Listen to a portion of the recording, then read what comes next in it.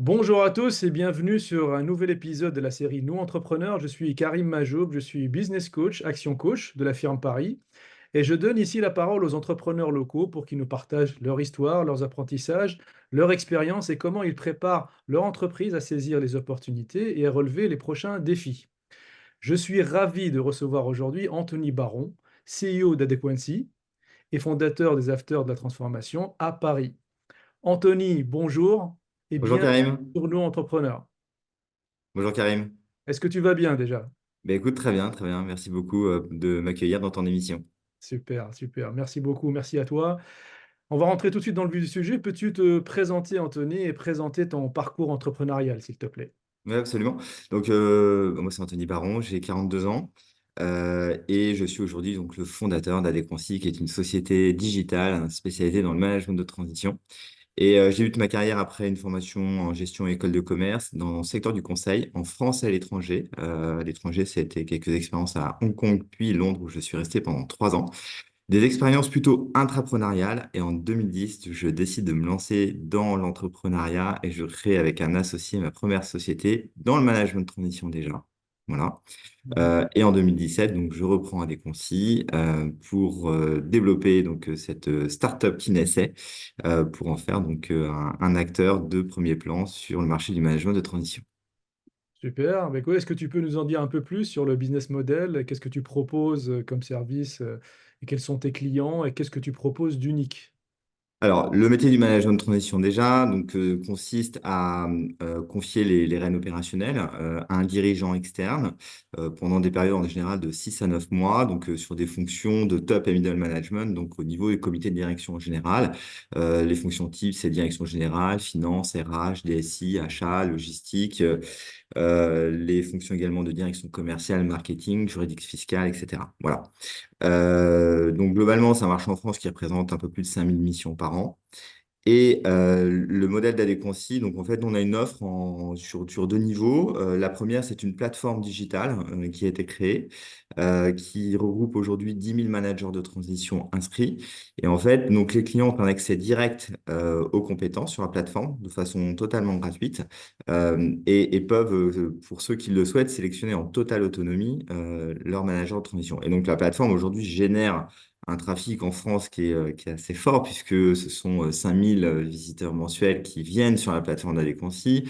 Aujourd'hui, on est sur un trend où ce sont 3000 recherches par mois qui sont faites également sur ce levier. Donc, en tout cas, un canal qui offre vraiment de la visibilité à la fois aux managers de transition et puis de la sérénité côté client pour regarder qui peut être disponible, où, à quel prix et sur quel niveau d'expertise. Voilà. D'accord. Et en parallèle, donc, on a une équipe d'une vingtaine de personnes où on répond à des clients qui souhaitent déléguer la gestion de leurs recherches. Voilà. Donc, dans ces cas-là, on a généralement un directeur de mission en binôme avec un chargé de recherche, un talent acquisition, comme on l'appelle chez nous, qui va en fait sélectionner pour le compte du client les managers de transition qui nous sembleront les mieux adaptés, les plus performants pour accompagner les clients donc, sur cette mission. Et les clients donc, font souvent appel au management de transition dans des contextes de remplacement, tout simplement, mais aussi de renfort temporaire quand il s'agit de gérer une situation qui peut être de crise liée à une diminution d'activité ou une restructuration à gérer. Donc ça, on le voit un peu moins depuis ces dernières années, ça représente à peu près 10% hein, des besoins côté client. Par contre, la grande majorité, c'est gérer des opérations de croissance qui nécessitent de la structuration de l'optimisation de process, accompagner vraiment ce changement de gap côté opération dans les sociétés, accompagner aussi l'intégration, par exemple, d'une opération de croissance externe ou le détourage d'une activité, un carve-out, donc pour un groupe qui, par exemple, souhaite céder une partie de ses activités. Voilà globalement les enjeux qu'on rationalise souvent dans la thématique de la transformation qui est devenue on va dire le contexte principal et majeur aujourd'hui pour lequel les clients font appel au management de transition. D'accord, super intéressant et comment évolue le marché sur le management de transition justement? Est-ce que c'est un marché qui est en pleine croissance? Est-ce que, en France en tout cas, parce que je sais qu'un petit peu dans les pays voisins, ça se développe assez bien. Comment ça se passe ici sur ton marché en France? Alors, sur le marché français, ça se passe très bien. En fait, moi, j'ai démarré dans ce métier en 2010. Donc, je l'ai vu évoluer et je l'ai vu croître. Et je l'ai vu aussi se transformer. Par contre, c'est un marché que j'ai toujours vu croître avec des croissances à deux chiffres, entre 15 et 20%. Mhm. Le métier, quand je l'ai connu en 2010, avait une image assez orientée restructuration, gestion de plans sociaux, fermeture de sites, etc., etc. Et globalement, donc, ce qui s'est passé, c'est à partir de 2015, les managers de transition et surtout les clients ont vu la valeur ajoutée apportée par les managers de transition, justement dans ce volet de transmission, d'accompagnement, d'apporter une expertise, une valeur ajoutée que les sociétés n'avaient pas forcément. Et à Mhm. ce moment-là, donc l'image s'est totalement transformée. Moi, j'ai toujours souhaité m'intéresser un peu à, au regard client sur l'image du management de transition à travers des enquêtes notamment, et je les ai vus vraiment évoluer pour atteindre en 2016 notamment 88-89% d'opinions positives à très positives sur le marché. Donc en fait, une vraie transformation là, et on voit encore une fois une accélération de la demande côté client. Donc, un marché en croissance continue. 2020, on a la crise Covid qui a ralenti effectivement la demande, où la demande était totalement atone. Et globalement, le marché a repris en 2021, 2022 également, de façon très soutenue, notamment l'année dernière. Et cette fois-ci, donc, on est confronté à un autre cas de figure. Alors, c'était moins le cas sur l'année 2023, mais sur l'année 2022, c'était notamment le cas. C'est un taux de chômage sur les fonctions de cadre et cadre dirigeant qui est très bas. Donc, on est quasiment en plein emploi en France, ce qui fait que les entreprises ont des difficultés à recruter sur des niveaux notamment de top management et de middle management. En fait, on tourner leurs recherches vers le management de transition en attendant de pouvoir s'assurer qu'une personne voilà, qui s'inscrit dans la durée en CDI puisse les rejoindre. Donc, ça, c'était une évolution, notamment l'année dernière, a accéléré en fait la reprise du marché, on va dire post-Covid, qui était ces missions qu'on appelle de gap management, donc de gestion vraiment temporaire d'une position. Ça s'est atténué cette année puisqu'on retrouve globalement les missions en termes de proportion de gap, pardon, d'accompagnement à l'amélioration de la performance qui retrouve globalement le premier choix parmi les contextes de clients. D'accord. Et Anthony, dans ce contexte-là de croissance, quelles sont tes ambitions pour ton entreprise sur le moyen long terme? Comment tu vois l'évolution un petit peu de ton entreprise dans ce marché? Bah, c'est vraiment de rester collé aux besoins des clients. Alors, c'est facile de dire ça, mais dans la réalité, en fait, ce qu'on observe aussi, c'est que aujourd'hui, les sociétés, et de plus en plus, fréquemment, engagent des plans de développement, des plans de transformation sur des horizons qui peuvent être court terme, également moyen terme. Entre eux, généralement, ça peut être 1, 3 ans, parfois certains vont plus loin, etc. Et que dans le cadre de la construction de ces plans de développement et de transformation, il y a la nécessité à un instant T, en fait, de renforcer des équipes, et notamment des équipes de direction pour accélérer à travers une expertise à un moment donné dont on peut avoir besoin. Et ça, on est capable de le planifier. Voilà. Par contre, on ne sait pas qui peut venir. Voilà. Mhm. Mhm. Est-ce que c'est une compétence interne? Est-ce que c'est une compétence externe? Et donc, en gros, on le voit aujourd'hui avec l'essor aussi voilà, comment dire, de la enfin, du monde des freelances, entre guillemets, des indépendants. Les entreprises gagnent en sérénité en s'appuyant effectivement sur des externes et notamment des managers de transition sur le niveau du top et du middle management. Donc, en fait, nous, notre souhait, et là où on est voilà, très à l'aise à travers les outils et la plateforme digitale qui a été développée, et également donc, la connaissance manager qu'on a, c'est d'assurer en fait à chaque étape des plans de développement et des plans de transformation la bonne ressource, la bonne compétence au client, dès lors que c'est un manager de transition qui est recherché. Et Mhm. pour ça, en fait, on est capable de le justifier puisque globalement, à Conseil aujourd'hui, c'est 150 nouveaux inscrits par mois. Ah ouais, quand même. Voilà. Donc globalement, on a ce turnover naturel qui se fait entre les managers de transition qui partent en mission et Mhm. ceux qui se retrouvent à nouveau disponibles et ceux qui arrivent sur le marché, Mhm. puisque bah, le métier devient en plus de ça de plus en plus attractif pour les Ouais, cadres dirigeants. d'accord. Et pour revenir un petit peu à toi, Anthony, effectivement, tu es en croissance, il y a un turnover, il y a un marché qui est ouvert. Et toi, en tant que chef d'entreprise, est-ce que tu penses que ton rôle va évoluer d'ici quelques années ou il va rester le même?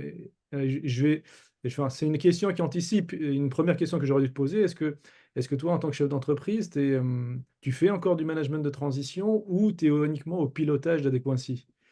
Ah, moi, je gère encore je garde encore des fonctions opérationnelles parce que j'aime ça.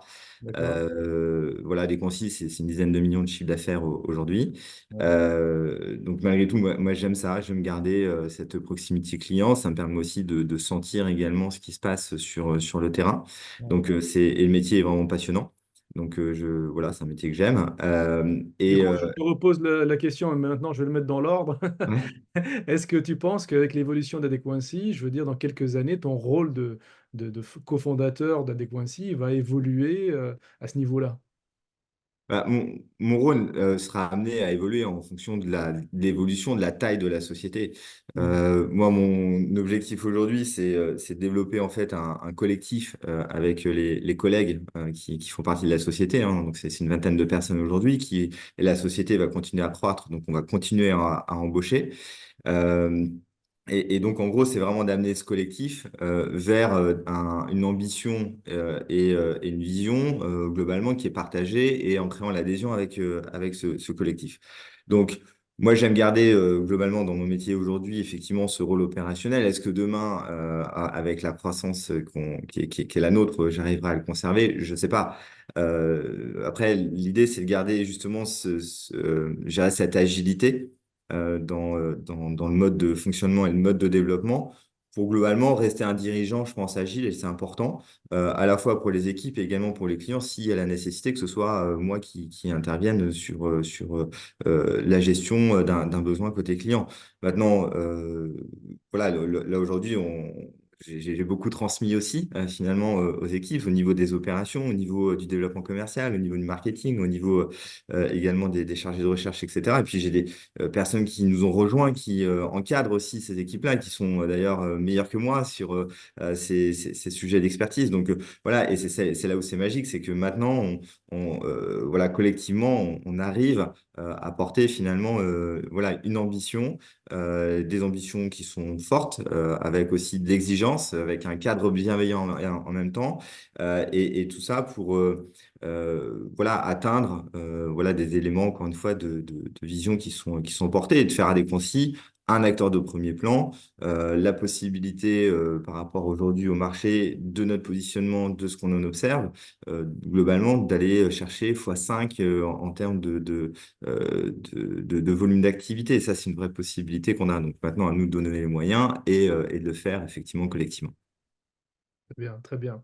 Maintenant, j'aimerais, Anthony, revenir à toi en tant que chef d'entreprise, par rapport à ton parcours, tes expériences, ton expérience. Quel est ton plus grand apprentissage depuis que tu es chef d'entreprise? Alors, c'est une question très, très, très intéressante pour le coup. Je pense qu'on ne prend pas suffisamment le recul d'ailleurs pour se la poser suffisamment. Mais globalement, moi, l'apprentissage que je garde, bah, c'est celui en fait, d'engager systématiquement chaque année dans le développement des activités, des projets, voilà, et des projets multiples, et notamment des projets qui ne fonctionnent pas. Voilà. Parce que c'est à travers ces sujets-là qu'on grandit le plus. Et je pense que c'est vrai que j'ai eu la chance à ce jour, depuis 2010, de ne connaître que des années de croissance. J'ai jamais vécu une année où on faisait de la décroissance. Donc voilà, donc tant mieux. Je touche du bois, il y a sans doute une partie de chance pour ça. Mais en fait, je pense que le fait de lancer chaque année en 5 à 10 initiatives nouvelles dans l'entreprise, les 5 ou 10 globalement, ne fonctionnent pas. Mais celles qui fonctionnent portent à chaque fois des points de croissance dans la société. Hmm. Et donc, en gros, c'est mon mode de fonctionnement et c'est ce que j'aime faire. Et globalement, même encore aujourd'hui, et je le vois dans des échanges que j'ai avec mes collègues de temps en temps, je refais, en fait, état globalement de projets lancés qui n'ont pas fonctionné. Et globalement, parce que des idées similaires reviennent en fait sur le Mhm. tapis. Et je leur dis, bah, moi, j'ai essayé, ça n'a pas marché. Maintenant, je leur dis, bah, voilà pourquoi ça, à mon sens, ça n'a pas marché. Et on se donne l'opportunité de réessayer cette même initiative. Donc, voilà, moi, l'idée, c'est toujours d'être dans une courbe d'apprentissage de toute façon, année après année. Je pense que on n'est pas le même dirigeant, encore une fois, bah, il y a 2 ans, 3 ans, 5 ans ou 10 ans. On apprend aussi d'un point de vue managérial. Nous, on a aussi une société qui grandit vite, donc et ça, c'est le retour des collègues qui me disent, bah voilà, chaque année, c'est plus la même boîte, donc d'où aussi cette nécessité d'agilité. Et bah, en fait, on doit apprendre en fait à piloter chaque année une nouvelle boîte puisque elle est différente, parce qu'il y a de nouvelles personnes qui arrivent, parce que on s'est structuré de façon différente. Et on a pris des initiatives aussi bah, qui parfois nous amènent dans une direction à laquelle on ne s'attendait pas. Mhm. Ouais, de ce que tu es en train de dire, parce que tu me disais que la boîte, elle a réussi chaque année, mais en vérité, dans tes réussites, il y a des essais-erreurs aussi, c'est-à-dire qu'il y a des idées, des projets, des innovations que tu voulais mettre en place ou que tu veux mettre en place qui ne marchent pas toujours. Ah, Donc, c'est absolument. important un petit peu à comprendre aussi pour nos auditeurs que tout ne réussit pas. Enfin, même si en semblant, on va voir qu'il y a beaucoup de réussites, mais il y a derrière aussi quelques petits échecs qui jalonnent un petit peu le parcours. Enfin, des échecs apprentissants, hein, je veux dire, hein, c'est pas des Ah échecs. ouais, tout à fait, tout à Ouais. fait. Enfin voilà, on se nourrit de ça. Moi, j'aime me nourrir. Et puis des fois, il y a des choses qui fonctionnent pas, et simplement parce qu'on n'a pas été bon en fait, ou on n'a pas eu les bons réflexes à un moment donné. Et je le vois cette année, on fait globalement 30% de croissance. Donc ce qui est correct dans notre métier. On aurait pu faire peut-être 10-15 points de croissance supplémentaires si on n'avait Qu'est-ce pas qui manquait? fait des erreurs également sur quelques axes stratégiques. Bon, aujourd'hui, on n'a pas, entre guillemets, d'actionnaires au-dessus de nous, financiers ou autres, qui nous imposent des résultats, même si les résultats sont bons, voilà, qui pourraient nous imposer d'autres performances. Donc, on prend aussi ce temps, voilà, d'avancer et de se construire à travers, effectivement, ces erreurs. D'accord, très bien. Et qu'est-ce qui a manqué justement pour faire les 50%, Anthony? Qu'est-ce que tu aurais fait différemment pour atteindre les 50% à coup sûr, quoi? Qu'est-ce qui a manqué? Ce qui nous a manqué, ça a été globalement, alors c'est toujours pareil, on cherche toujours ça, c'est plus de performance commerciale également, mais aussi plus de performance au travers du digital. Donc voilà, on a une plateforme qui fonctionne hyper bien, Mhm. et en fait, on aurait souhaité en sortir encore plus de performance. Maintenant, en fait, on est allé dans la compréhension très fine des Mhm. parcours managers, des parcours clients dans la plateforme. Mhm. Et en fait, on a découvert plein de choses hyper intéressantes. Voilà. Et qui nous permettent aujourd'hui de réorienter également une stratégie produit.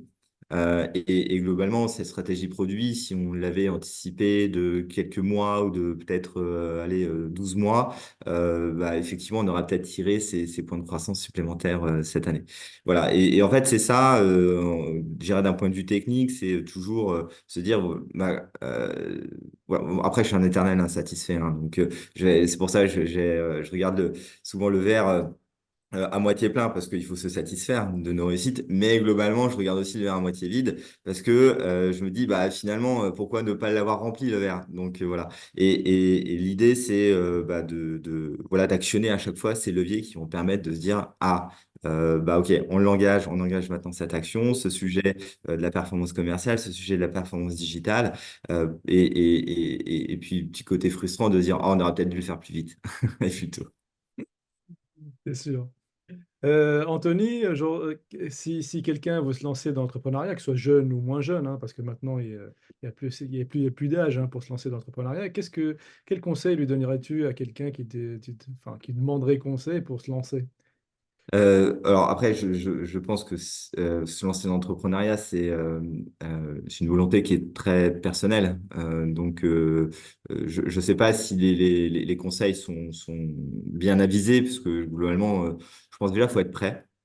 Il faut être prêt à le faire avec une situation, en tout cas personnelle et professionnelle passée, qui le permettent en fait. Donc, il faut un certain équilibre.